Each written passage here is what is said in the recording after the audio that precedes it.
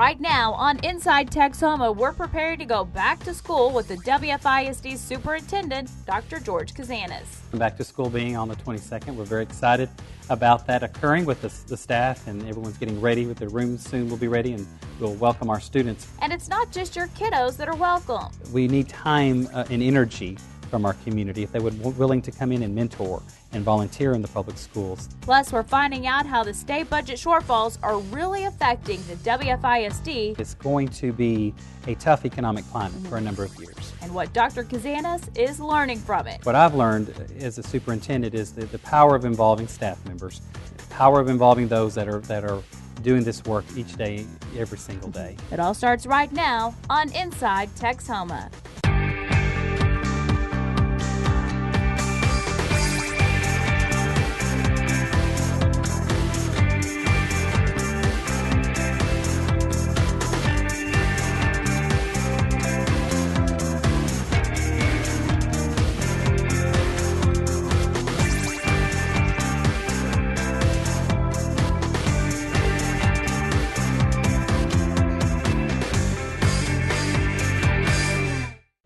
Good morning, Texoma. I'm Ashley Fitzwater. Thanks for joining us today. We're talking about back to school. But before we do, we want to mention the state budget shortfall and the impact that it's really having on the Wichita Falls ISD this upcoming school year. And again, speaking of back to school, it's right around the corner. And joining me now is Dr. George Kazanis with the Wichita Falls Independent School District, the superintendent of the school district. We appreciate you being here today. We're going to talk about so many things. You know, back to school will be here before you know it on the 22nd. We're definitely going to get into that. But first, you know, we had you on earlier, another show a few months back, and just talking about the state budget and how it was really going to impact the school district. Well, now we have some answers, and actually not as bad as first expected. So just to kind of give the viewers a little breakdown of what the final outcome was, or what you're looking at now with the school, you know, this August. Sure. Well, Ashley, thanks for having me back, and I certainly love to talk about school and back to school being on the 22nd. We're very excited about that occurring with the staff, and everyone's getting ready with their rooms soon will be ready, and we'll welcome our students. But you're exactly correct. Last time I was here, we talked a lot about the budget. You might recall that the state and the House and the Senate were still under negotiations. They even went into a special session. And so we really didn't know exactly what the effect on the WFISD's budget would be until the end of June of in the summer. And so originally we were estimating that the worst case scenario could be as much as between $11 and $11.5 million shortfall. But in the final analysis, the budget and the House did merge their plans together and developed a finance plan for the next 2 years, the next biennium. And for this first biennium, we're looking at a $5.6 million reduction.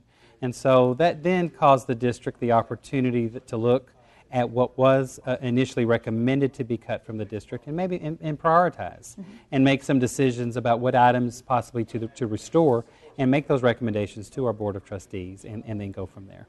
And there was a lot of good news. I know we had it here on News Channel 6 in our newscast about things that were able to be restored back in, you know, after that initial just preparing basically for the worst scenario, which is all you could do. What were some of those things that were restored? Well, certainly one area that early in June, when the board was as the district was getting information from Austin that the worst case scenario would more than likely not be the case, was at the full restoration of pre-kindergarten. And so we certainly want to encourage all of our families to know that program for those students that qualify is still a full day program. There's not a charge for that program. And we have pre-kindergarten at a number of students. It's for students that will be 4 by September 1st. And so we were able then to restore that program, even though the state did cut discretionary grants in that area. And the WFISD received as much as $865,000 to $875,000 in that area. So that is one area, of course, that's been restored. We also did such things as restoring classroom supplies. We had close to a couple of $100,000 that we put on hold, if you would, a deferred cost. Maybe for the next couple of years. That were some sacrifices our principals and teachers were willing to make, but those were restored for the most part. We also looked at, we had some items in the budget that were possibly going to be cut regarding employees' benefits as well as employees' salaries, and we at least were able to maintain salaries at this year's current year. Of course, there's not any provisions for raises and things of that nature for the next year, or more than likely not even the next year, because we're talking about a biennium. Sure. But we were able to at least restore them back to their current levels, and so that they can plan and be prepared for that in the coming years. So that included, of course, salary, stipends, and health insurance. Were there any jobs that were able to be, maybe some teachers who were let go, or some areas that were not filled, were those able to be brought back? Mm-hmm. Well, we were able to look at that, though, through the natural process called attrition, looking at retirements and resignations. Sure. We still are, as you mentioned, we do still have significant cuts. For the school district, $5.6 million is a lot of money. And so we're now looking at anywhere around 100 to 110 positions that are permanently eliminated from the school district.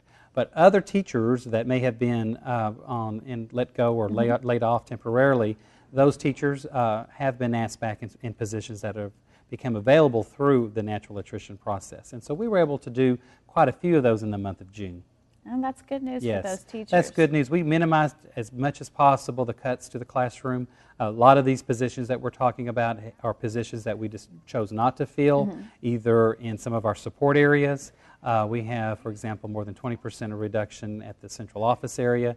A lot of itinerant programs, itinerant teachers that were going out and providing some services that we're going to bring those back to the campus level to administer. And so we were just able then to trim the budget in that regard.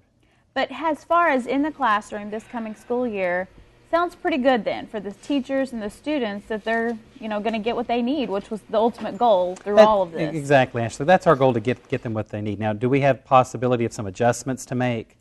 We certainly may.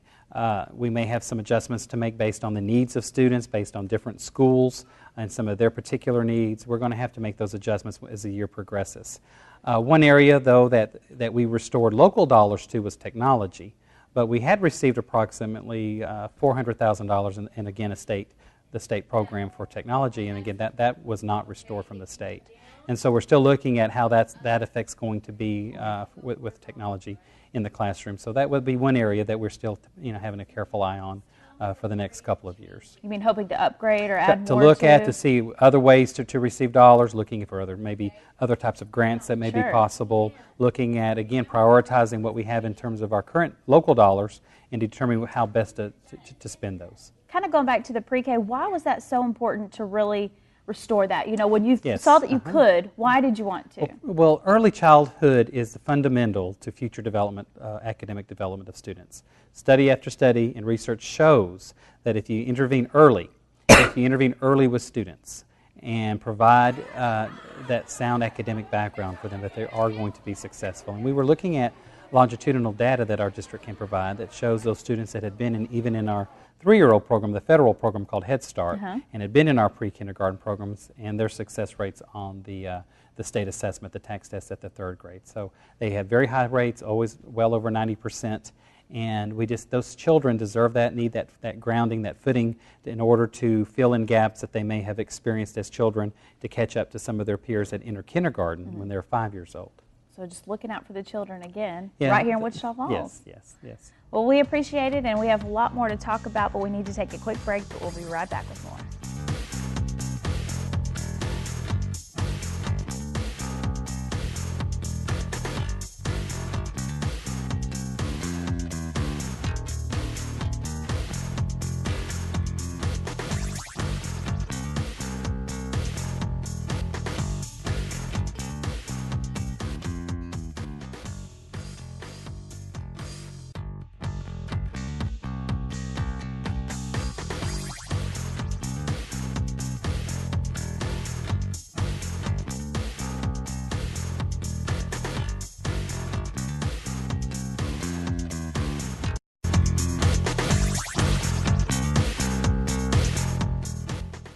Welcome back to Inside Texoma. Once again, I'm joined now with Dr. Kazanis with the Wichita Falls Independent School District. We're talking about the state budget shortfall and how it really impacted the WFISD, basically. And, we were talking during the break a little bit about how this has never really been the case before. You've never had to look at such a major shortfall and budget loss, basically. So what is the district learned from this, and the school board members taken away from all of this? Yes. What we've learned, of course, is what I've learned as a superintendent is the power of involving staff members power of involving those that are doing this work each day, every single day, in order to get their input and ideas about possible ways that they could reduce their budgets. I mean, we formulated a committee called our Budget Action Committee, and they were working for months about looking at the budgets, looking in 5 or 6 different areas of the budget, looking at ways that they could suggest to the administration and ultimately to the Board of Trustees of how we could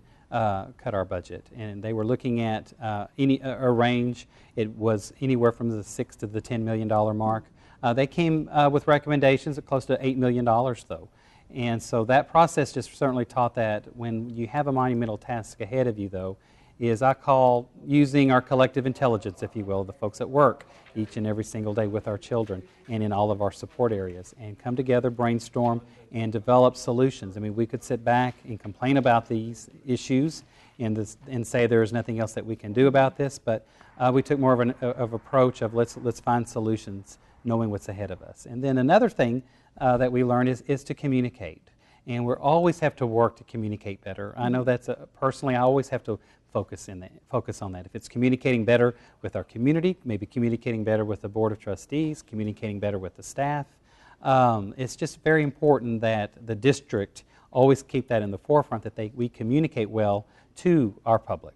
And it goes beyond the parents. It's also communicating to our taxpayers so they have an understanding of the effects that's occurring in our district. And so one of the things is that we certainly want to utilize the technologies that we do have and being able to post things on our website regarding what recommendations were made, and other examples where we were developing, we developed some videos for our staff members so they could hear from me and hear from other key staff members about this process along the way.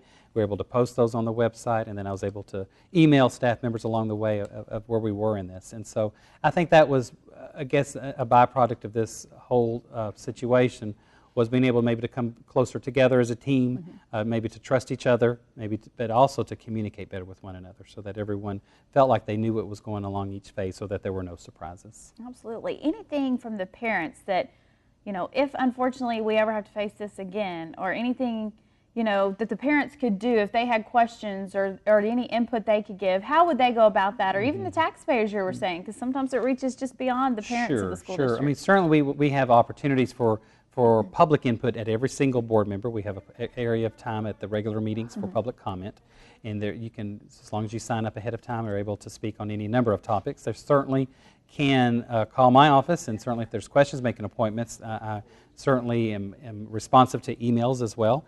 But any way that serves the constituent, I'm willing to work in that regard. They could also send some questions or emails to our public information office. They can handle those as well.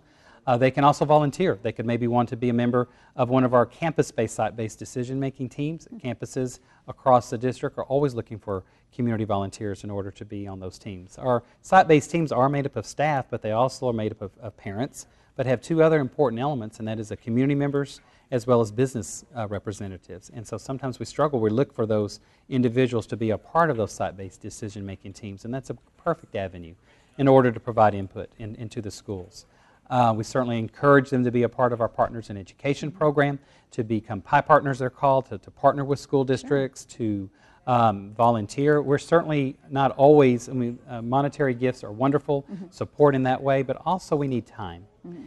We need time and energy from our community if they would be willing to come in and mentor and volunteer in the public schools. If they maybe in their own business budgets have to cut back in how much they can give in monetary amounts, we certainly can use their time and just their presence at our schools too. And so that's another wonderful way to get to know our schools better, as well as then provide some input along the way too.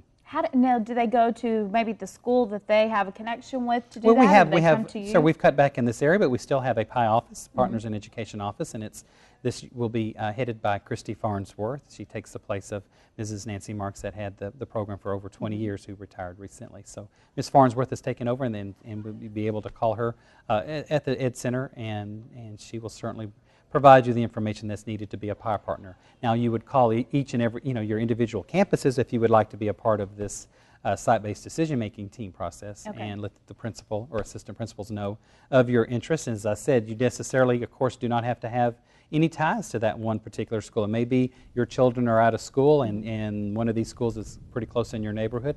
As I said, we're always looking for community members as well as business reps. Now, is that the same as mentoring, just going to the school? Or? Certainly, mentoring is through the PI office, as I mentioned. As well, okay. We also, though, what I'm talking about is just volunteering at the school. We could use you to volunteer to help tutor. We could, doing other duties within the school. Maybe read a book to the kids. Read the book, read to kids. But this is also just one example of how to volunteer. Productively could be through our site-based decision-making team, kind of to address what you were saying. How do I get input, my input involved in school operations? That is a wonderful way to do that. So a lot of things that the community can look at, a lot of ways to get involved. So any little thing, I guess, that you can do, or anything that's of your interest. As you mentioned, what we've learned from this is another thing we've really learned too is that it's going to be a tough economic climate for a number of years. When I was talking about the budget, as I mentioned, we're talking about a biennium. And so these next couple of years are critical at the legislative level to examine public schools and examine how they're funded, and to look at how schools are equitably funded and the adequacy of the funding that's provided. And they may have to readjust and look at finance formulas that are provided and that are set in law to the public schools. But looking at that, we still have to be proactive in this approach and looking at what we may project could be our resources for this next 2 years plus the next 2 years from there, and be able then to develop plans, action plans, and long-range plans in order to always continue to meet the needs of our kids.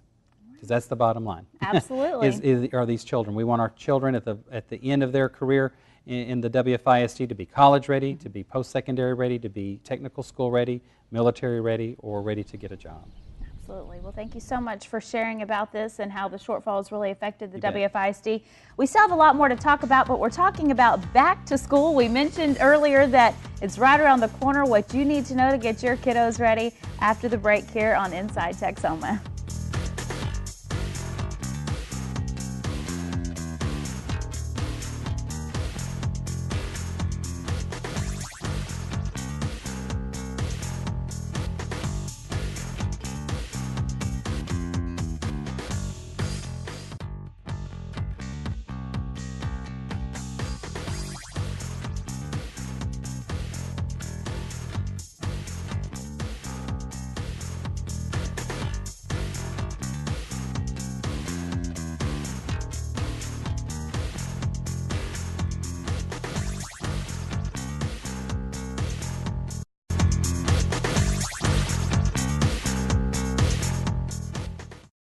Welcome back to Inside Texoma. We are talking about back to school with the WFISD.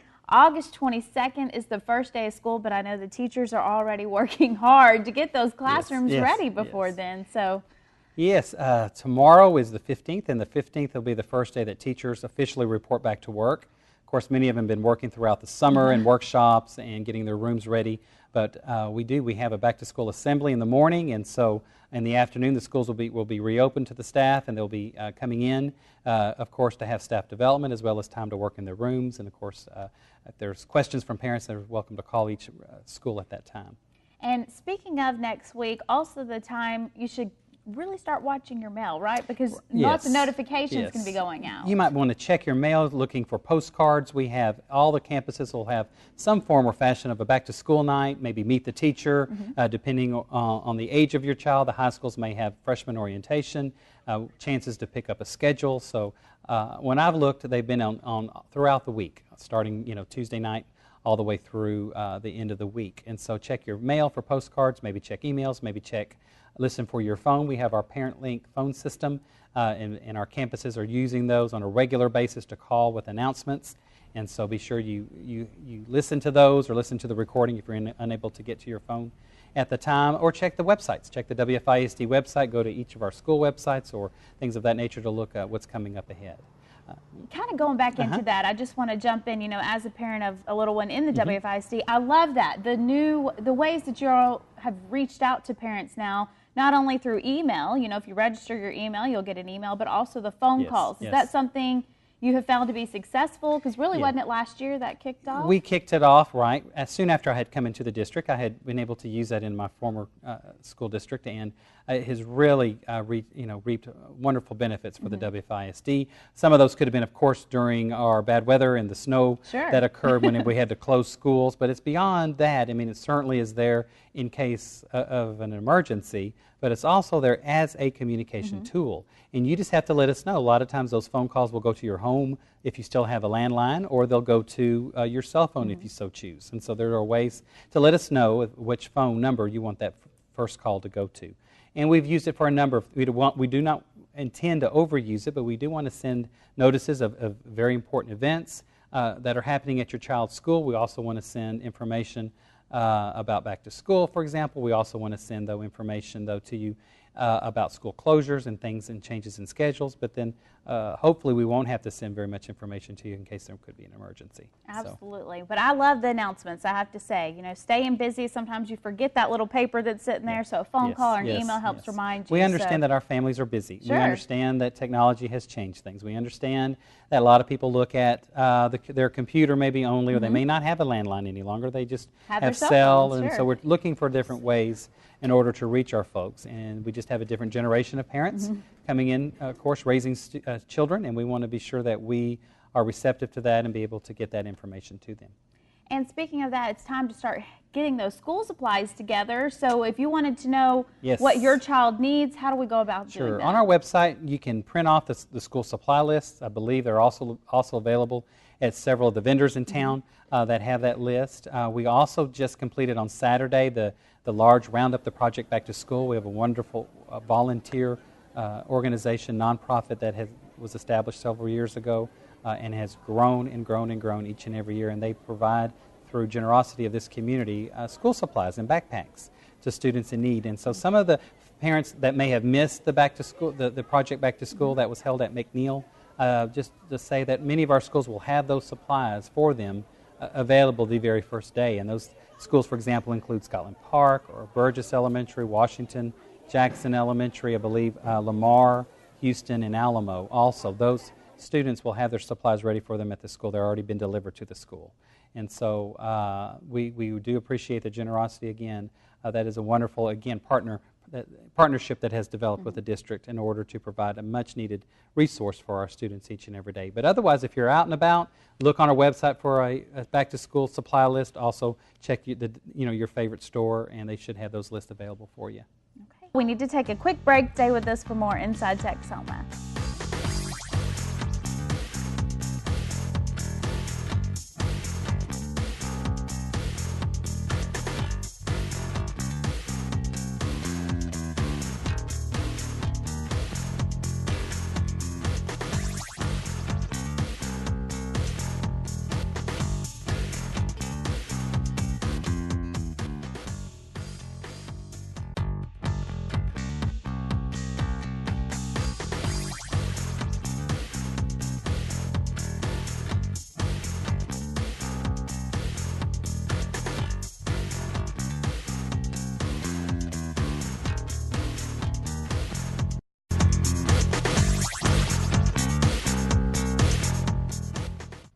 Welcome back to Inside Texoma. We want to thank Dr. George Kazanis with the Wichita Falls Independent School District for joining us today and really giving us an inside look at the Wichita Falls Independent School District as it gets ready for back to school. Now, we should also note that Dr. Kazanis says the school district is looking out for your kids and your teens during this time of heat. He says he knows a lot of parents out there are concerned about physical education and how the school district will handle that with these triple-digit temperatures, and he says they are on top of it. If you have any questions or concern, feel free to contact the schools, but they are looking out for your kids, making sure they are safe while out playing or practicing in the heat. We've even done stories here on News Channel 6. You can find all of those on our website, newschannel6now.com, how the district is looking out for your kids, your teens, as they practice in this heat. We also want to mention that school lunch prices have changed. They've gone up just a bit. You can find those increases all at the WFISD website. You can find a link on ours. That's newschannel6now.com. Just another reminder for you, breakfast is served for all students, and that's free every single day. Once again, for the hours for breakfast, make sure to contact the school your child goes to or simply head to the district's website for more information. And just another quick reminder, don't forget about those school supplies. You can find those lists once again on the website. We want to say thanks for joining us this morning, Texoma, for another look at getting your kids ready for heading back to school. We definitely wish them the best and want to say have a great day. We'll see you back here next Sunday morning for another look inside Texoma.